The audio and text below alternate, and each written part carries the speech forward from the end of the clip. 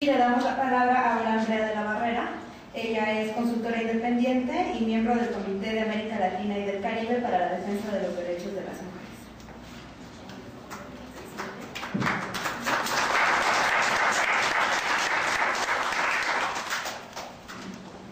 Bueno, sí. Pues también es un privilegio estar en esta mesa compartiendo la denuncia de la impunidad por el caso de Atenco, justo a 4 años de la brutal represión policial en contra de... El 3 y 4 de mayo de 2006, las autoridades ejecutaron un operativo de represión en contra de la población civil basado en el terror.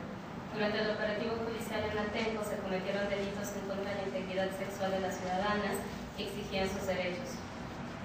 El accionar delictivo de las autoridades que ejecutaron el operativo se realizó de forma reiterada en contra de una pluralidad de personas. Durante la toma de Atenco,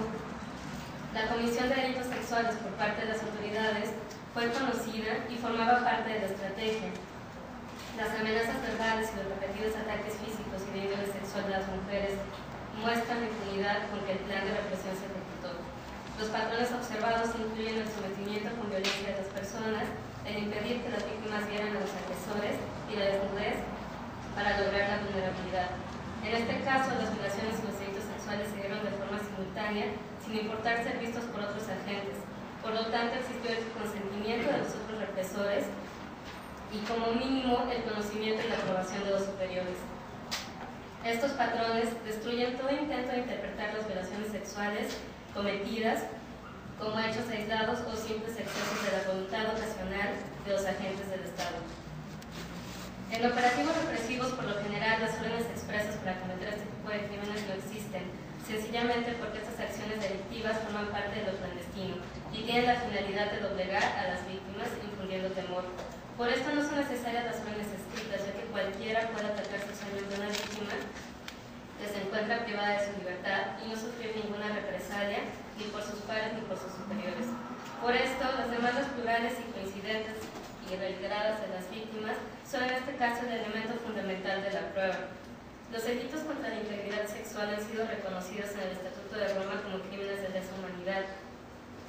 Y en este sentido retomo lo que decía Bárbara. Ha sido muy complicado desde los primeros tribunales el que se reconociera como tortura sexual las acciones de delitos contra la integridad sexual. Sin embargo, a partir del Tribunal de Yugoslavia y de Ruanda, se ha logrado sacar esta práctica y reconocerla como una práctica de lesa humanidad y de tortura. México está obligado a investigar y sancionar estos delitos reconocidos en el derecho penal internacional como tortura sexual a partir de los factores que implican la discriminación por motivo de género. Los hechos en Atenco ejemplifican que en México no tenemos un Estado débil, sino un Estado fuerte, que atenta contra la democracia y la participación ciudadana. Un Estado que opera a partir de actos de discriminación y violencia contra las mujeres. Por esto, la represión de ciudadanas y ciudadanos que exigían sus derechos en Atenco debe ser analizada desde una perspectiva de género para comprender los criterios discriminatorios y los efectos que agravan la violación del Estado mexicano de derechos humanos. En el caso de Atenco es importante resaltar que el Estado no solo ejerció tortura sexual y otras violaciones a derechos humanos durante el operativo policial del 3 y 4 de mayo, violando la obligación de respetar derechos humanos, sino que lo sigue incumpliendo en sus deberes de obligación sobre la protección y garantía de los mismos, durante todo el proceso posterior de investigaciones, en el que ha sostenido la discriminación y la violencia en contra de las denunciantes. En este sentido, la condena emitida por la Corte Interamericana en contra del Estado mexicano en el caso del campo algodonero, recién en noviembre del año pasado, precisa pautas para reconocer las acciones y estructuras discriminatorias desde la perspectiva de género, sin la cual no es posible comprender cabalmente las afectaciones de las violaciones a derechos humanos y por lo tanto establecer medidas de reparación integral adecuadas. Por ejemplo, en la disposición 12 de la sentencia de campo, la Corte Interamericana establece: el Estado debe implementar cursos permanentes dirigidos a funcionarios públicos en perspectiva de género para la debida diligencia en la conducción de averiguaciones previas y procesos judiciales relacionados con la discriminación, la violencia, el homicidio de mujeres por razones de género y en la superación de estereotipos sobre el rol social de mujeres. Y detalla 2 referentes para evaluar el cumplimiento de esta disposición que son relevantes en el análisis del caso de Atenco.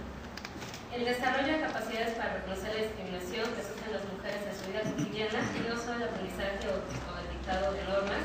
y que todos los funcionarios reconozcan las afectaciones que generan en las mujeres las ideas y las valoraciones estereotipadas en lo que respecta al alcance y contenido de los derechos humanos. En el caso de Atenco comprobamos la ausencia de estas habilidades en los policías, ministerios públicos, fiscalías y jueces que han conocido la causa. Por ejemplo, la investigación que nos detallaba Jacqueline sobre las violaciones de los hechos por parte de la Suprema Corte de Justicia de la Nación, si bien señala que existieron graves violaciones en los hechos, no logra caracterizar las afectaciones específicas de la tortura sexual. Incumple con su obligación de sentar pautas de interpretación jurídica con perspectiva de género que consideren las afectaciones particulares derivadas de los estereotipos de género y tampoco logra reconocer cómo estos hechos constituyen actos de discriminación. Además, en la disposición 8 de la sentencia de campo, la Corte Interamericana señala que no es suficiente con que el Estado cree fiscalías e instancias especializadas si estas no dan resultados y establece los siguientes indicadores para que el actuar de estas instancias puedan considerarse parte de las reparaciones con perspectiva de género. Las fiscalías deben cuestionar y estar en capacidad de modificar a través de medidas especiales el status quo que causa y mantiene la violencia contra las mujeres y deben sensibilizar a los funcionarios públicos y la sociedad sobre el impacto de los factores de la discriminación contra la mujer en el ámbito público y privado.